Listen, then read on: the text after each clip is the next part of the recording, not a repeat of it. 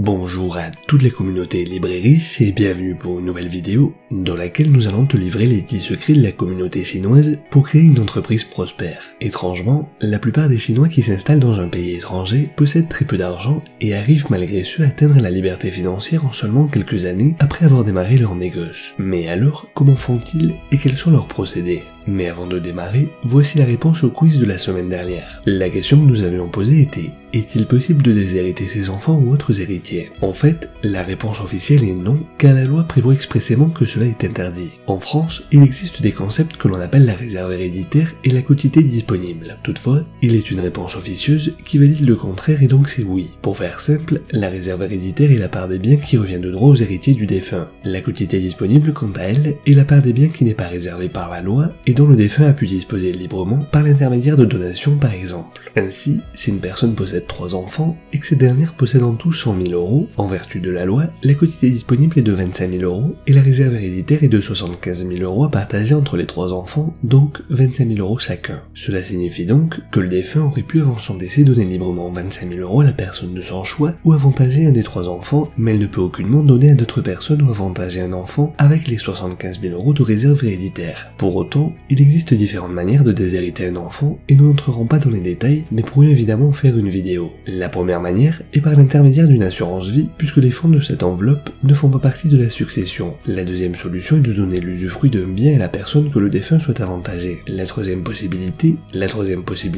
est lorsqu'un héritier est considéré comme indigne de succéder, notamment en cas de tentative de meurtre vis-à-vis de son parent par exemple. Finalement, il est également possible d'établir sa résidence habituelle à l'étranger tel que le Royaume-Uni, où ces concepts de réserve héréditaire et quotité disponible n'existent pas afin d'échapper à la loi française. Bref, si ces sujets t'intéressent, n'hésite pas à nous le faire savoir dans les commentaires afin que l'on élabore une vidéo. À présent, voici le quiz de la semaine. Quelle est la plus grande entreprise du monde au vendredi 16 octobre 2020? Réponse A, Amazon. Réponse B, Apple. Réponse C, Saudi Aramco. Réponse D, Tesla. Nous t'invitons à donner ton avis dans les commentaires et nous ferons un plaisir d'y répondre dimanche prochain lors de la nouvelle vidéo. Bref, pour revenir au sujet qui fait l'objet de cette présente vidéo, nous pouvons te certifier qu'elle va t'aider à réaliser combien la stratégie des entrepreneurs chinois est efficace, et ce, au travers des révélations que nous allons exposer, ainsi que leurs 10 plus grands secrets. Nous te demandons donc simplement de bien prendre note des conseils prodigués, de donner un like, et surtout de partager cette vidéo à tous tes contacts afin de leur permettre d'avoir accès à ces divulgations. Donc c'est parti!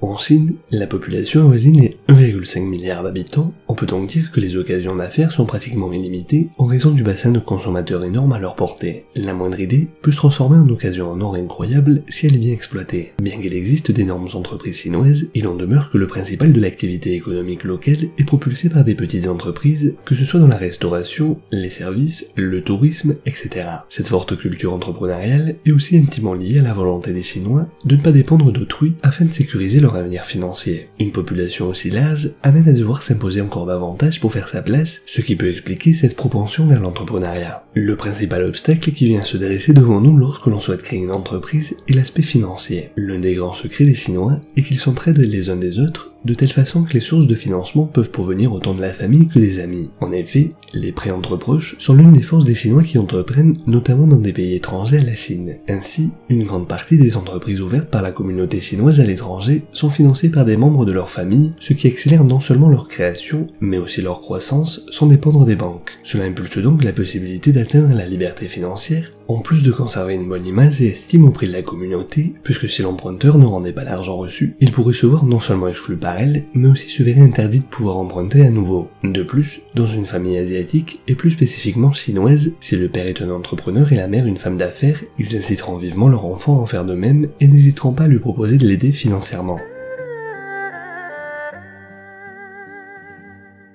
Grâce à leur philosophie de vie et leur éducation, les Chinois considèrent que la peur est un frein inutile, alors que les Occidentaux, eux, se laissent paralyser par celle-ci au point de renoncer à entreprendre et réalisent généralement en amont une étude de marché avant de choisir le lieu où implanter leur entreprise. Ce n'est pas le cas des Chinois, qui n'hésitent pas à la localiser dans des secteurs peu stratégiques et qui, cependant, va intéresser une clientèle caractéristique. C'est ce que l'on appelle des niches de marché. C'est ainsi qu'ils n'hésitent pas à investir dans des entreprises en faillite et dont le propriétaire est prêt à brader son prix pour s'en défaire, et ils sont également des bailleurs très très appréciés car loyaux et honnêtes. Ils ont la faculté de savoir négocier en vue d'obtenir le meilleur prix possible, ce qui revient à dire qu'ils ne tentent rien à rien. Ils n'auront d'ailleurs pas de problème à obtenir un bon rabais car ils sont redoutables en affaires. Par conséquent, ils n'hésitent pas à ouvrir la première entreprise dans des quartiers modestes, mais avec un public potentiel important. Ils ne recherchent donc pas l'endroit parfait dans le quartier parfait, mais le localisent plutôt dans un lieu économique avec beaucoup de potentiel pour travailler. Le conseil que l'on peut te donner est de ne pas rechercher la zone parfaite pour localiser ton négoce, car à trop espérer la meilleure localisation, cela pourrait être coûteux et inaccessible, donc irréalisable, et conduire ainsi à l'immobilisme.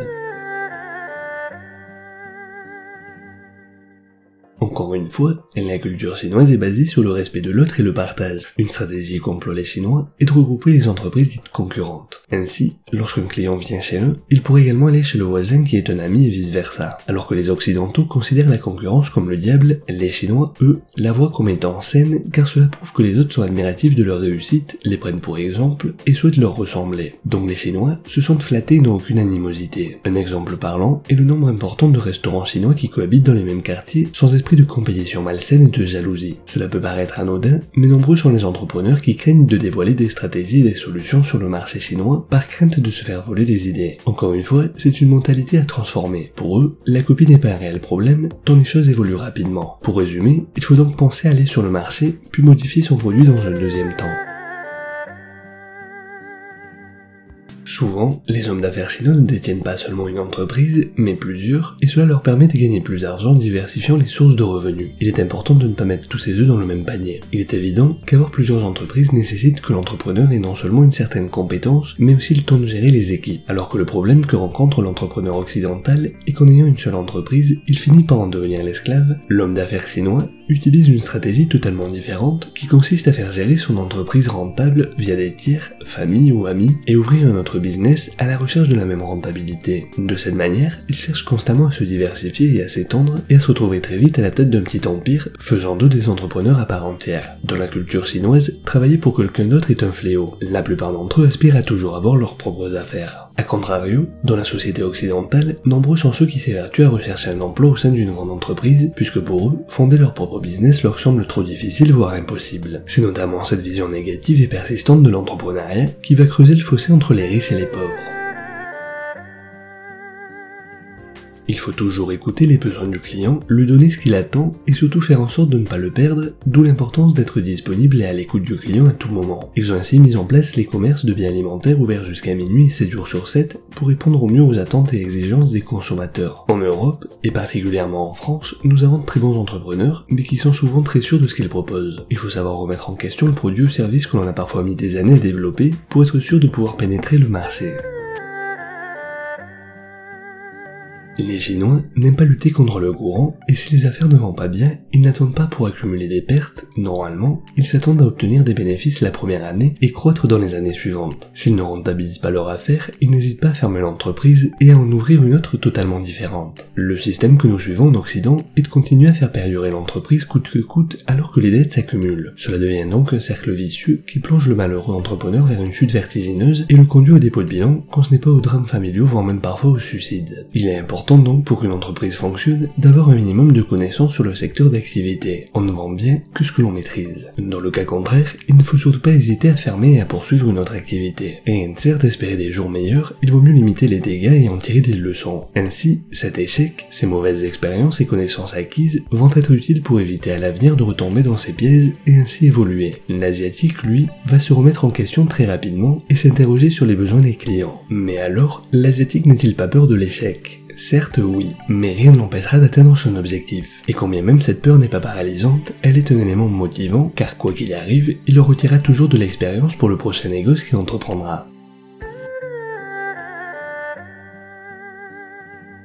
Une maxime connue de la communauté chinoise est travail, mais épargne. Cela sous-entend des sacrifices auxquels elle adhère puisque bon pour elle, c'est-à-dire économiser son argent pour atteindre l'objectif de la liberté financière. Alors que dans les sociétés occidentales, nous souhaitons bien souvent nous offrir ce qu'il y a de mieux, de luxueux, puisque nous en avons les moyens et puisque nous travaillons durement pour cela justement. Et nombreux sont ceux qui n'hésitent pas à s'endetter pour éviter les privations et parce que travailler sert à se faire plaisir. Ces dettes font de nous des esclaves. Les Chinois, eux, font l'inverse. Ils vivent humblement, sans artifice, peuvent vivre à 10 dans une même petite maison car peuvent économiser une grande partie de leur salaire. Nous autres occidentaux serions incapables d'une telle proximité et sacrifice, et pourtant eux prônent les valeurs familiales et l'entraide en assurant leur vieux jour et ceux des leurs. Ils sont loyaux envers leurs aînés et assument les responsabilités familiales en toute humilité. Comme la cuisine, le rapport que les Chinois ont de l'argent s'inscrit dans la nécessité de vivre malgré les difficultés. L'esprit chinois considère l'argent comme une énergie, comme un flux. Il y a en Chine beaucoup de sujets tabous comme la mort, le sexe ou la politique. En revanche, s'il y a un domaine dans lequel les Chinois sont très ouverts, c'est bien celui de l'argent. Ce rapport plus ouvert par rapport à l'argent permet aussi à ceux qui réussissent financièrement à montrer et discuter plus ouvertement leur succès. Les Français, eux, ont un véritable complexe par rapport à l'argent. En effet,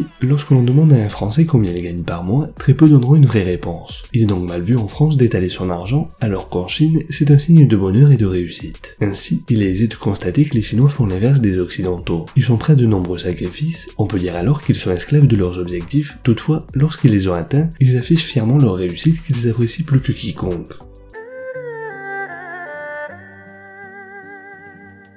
Quand un secteur est saturé, ils en recherchent un autre, ce sont des spécialistes de la détection d'idées d'affaires. Par exemple, dans les pays occidentaux, la communauté chinoise a investi le marché par un business très exotique, par le biais de restaurants chinois, système de self-service à volonté. D'ailleurs, la cuisine chinoise est une entreprise exotique qu'ils savent faire mieux que quiconque. Lorsque ce business model se retrouve saturé, ils n'hésitent pas à s'étendre vers d'autres secteurs d'activité, tels que l'hôtellerie traditionnelle, les bars et restaurants, proposant de la cuisine locale et asiatique, mais aussi s'adaptent à la demande locale, comme par exemple les maraîchers ou l'esthétique et la coiffure. En somme, ils recherchent et trouvent des opportunités d'affaires dans un pays où il y a de la demande à satisfaire. Dans la culture chinoise, les parents jouent un rôle plus important afin de fournir une mise de fonds à l'achat d'un actif immobilier à leurs enfants suite à leur mariage, ce qui pourrait contribuer à diminuer le fardeau de la dette envers les plus jeunes générations. En effet, en Chine, location d'appartements et mariage ne vont généralement pas de pair. L'achat d'une propriété démontre le sérieux que l'on met dans notre relation afin de fournir sécurité aux partenaires de vie. En ce sens, les parents jouent un rôle non négligeable vers l'atteinte de cet objectif. Il en va de même pour la vie professionnelle. Dans une famille asiatique, et plus spécifiquement chinoise, si le père est un entrepreneur et la mère une femme d'affaires, ils inciteront vivement leur enfant à en faire de même et n'hésiteront pas à lui proposer de l'aider financièrement. C'est aussi pourquoi entreprendre le plus tôt possible n'est pas d'attendre d'avoir le maximum d'argent, mais de créer une entreprise avec juste l'argent qu'il faut pour démarrer. En effet, dans la culture chinoise, travailler pour un patron, c'est accepter le fait de lui être redevable toute sa vie. Ce concept est considéré comme étant un fléau, car il serait difficile de prospérer financièrement. C'est la raison pour laquelle les Asiatiques aspirent à toujours avoir leur propre entreprise, car qu'à se tuer au travail, autant le faire pour soi-même et non pas pour le compte de quelqu'un d'autre. A l'inverse, les Occidentaux font des études dans l'espoir de travailler pour un patron, ils se lancent à la recherche d'un emploi, CV et lettres de motivation en poche pour offrir leurs services et connaissances à la faveur d'une entreprise, si possible de renom, qui leur dispensera un salaire fixe toute leur vie. Voilà la principale différence entre les riches et les pauvres. Selon Jack Ma, fondateur d'Alibaba, il ne sert à rien d'investir des millions pour trouver une solution quand on peut se débrouiller par soi-même. À aucun moment il ne s'est tourné vers des investisseurs ou incubateurs. Comme il le dit lui-même, quand on n'a pas d'argent, on trouve des solutions. Lorsqu'on en a, on pense que l'argent est la solution et on se trompe. D'ailleurs, si le parcours hors du commun de cet homme t'intéresse, tu peux retrouver une vidéo que nous avions faite en cliquant sur l'icône qui apparaît en haut à droite de l'écran. Aussi, le dernier conseil à retenir est que quand tu rencontres un problème, ne te précipite pas chez un investisseur ou ton banquier, ils n'auront pas forcément des conseils à te donner. Saisis plutôt l'opportunité de discuter avec des personnes compétentes et réfléchir afin de trouver des solutions par toi-même et ainsi les développer. Jack Ma n'est pas Bill Gates ou Mark Zuckerberg, il n'avait pas de connaissances en informatique, ne sortait pas de Harvard ou d'une grande université. Sa grande force a été de s'entourer de personnes qui avaient reçu les formations qui lui manquaient. La leçon que l'on peut tirer de l'expérience de Jack Ma n'est pas d'avoir eu toutes les compétences lui-même pour porter le projet, mais d'avoir eu l'intelligence de former une équipe capable de comprendre et de construire son projet qu'il s'était lancé. Il est donc important d'être entouré d'experts, particulièrement lorsque le marché requiert du doigté et de solides connaissances. Voilà, c'est tout pour aujourd'hui, j'espère que cette vidéo t'a plu, n'hésite pas à la partager et n'oublie pas de t'abonner à la chaîne, d'activer la cloche et de donner un like. Tu peux nous suivre sur Facebook et Instagram pour continuer à avoir plus de renseignements et de motivation. Et surtout, très important, rappelle-toi que la différence entre ce que tu es et ce que tu veux être réside dans ce que tu fais. Deviens libre et riche.